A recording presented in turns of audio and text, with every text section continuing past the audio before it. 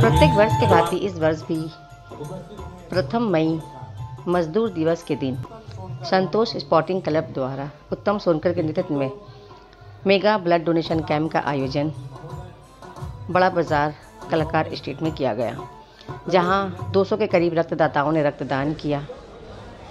इस अवसर पर उपस्थित थे प्रदेश कांग्रेस के राज्य सभापति शुभंकर सरकार, संजय बख्शी समेत अन्य कई सामाजिक एवं राजनीतिक अतिथि। तो आइए चलते हैं रक्तदान शिविर में और सुनते हैं इस अवसर पर। संतोष स्पोर्टिंग क्लब एक सामाजिक संस्था। आज के श्रमिक दिवस एवं সেই সঙ্গে কাশ্মীরের পহেলগামে যে জঙ্গি হামলা তাদের স্মরণে আজকের এই সন্তোষ স্পোর্টিং ক্লাব আজকের এই রক্তদান শিবিরের আয়োজন করেছে। আমরা রাজনৈতিকভাবে সামাজিকভাবে এবং যেটার বড়বাজার অঞ্চলের এই সংস্থার সঙ্গে আমরা থাকি আছি, মানুষের কথা বলে, মানুষের পাশে থাকার মানসিকতা তৈরি করে 28 বছর ধরে রক্তদান শিবিরের আয়োজন করেছেন। আর যেখানে আপনারা দাঁড়িয়ে আছেন, আমি দাঁড়িয়ে আছি 150-র ওপরে রক্তদাতা রক্তদান করেছেন। তো আমি এখানে এই অবস্থার মধ্যে দাঁড়িয়ে রক্তদাতা রক্তগ্রহীতা তাদেরকে ধন্যবাদ কৃতজ্ঞতা তো জানাবই, সেই সঙ্গে সন্তোষ স্পোর্টিং ক্লাব একটা সামাজিক সংস্থা হিসাবে আমাদের বৃহত্তর বড়বাজারে একটা সাধারণ মানুষের পাশে থাকার মানসিকতা তৈরি করেছেন। এই জন্য ধন্যবাদ।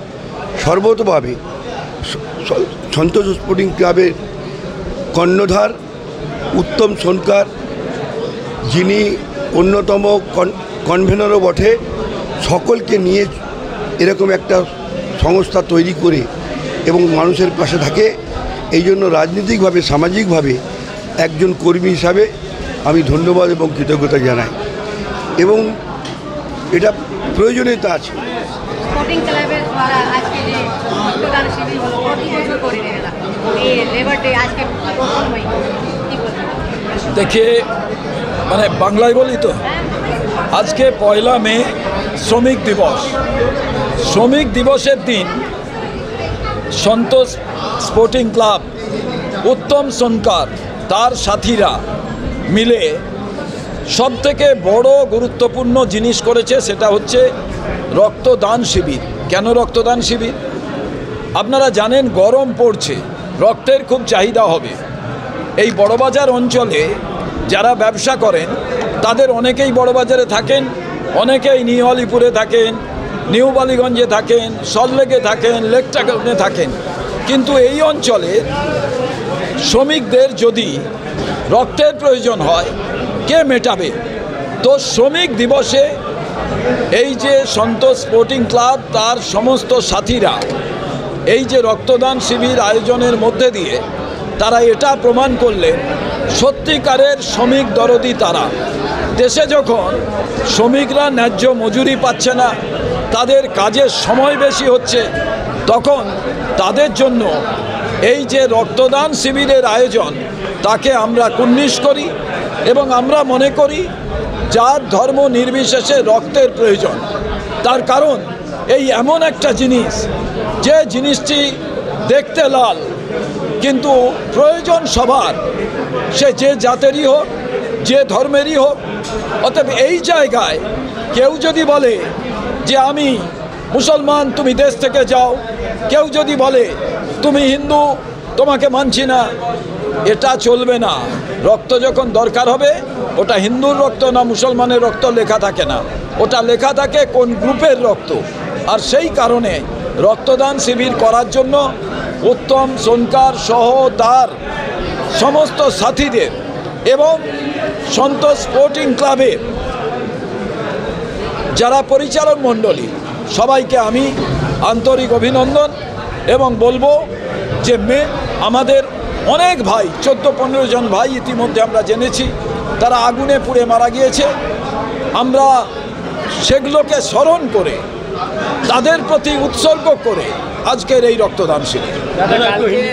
जी एक संस्था जो है बिना अपने सहयोगी सभी मेंबर्स के बिना अधूरा है।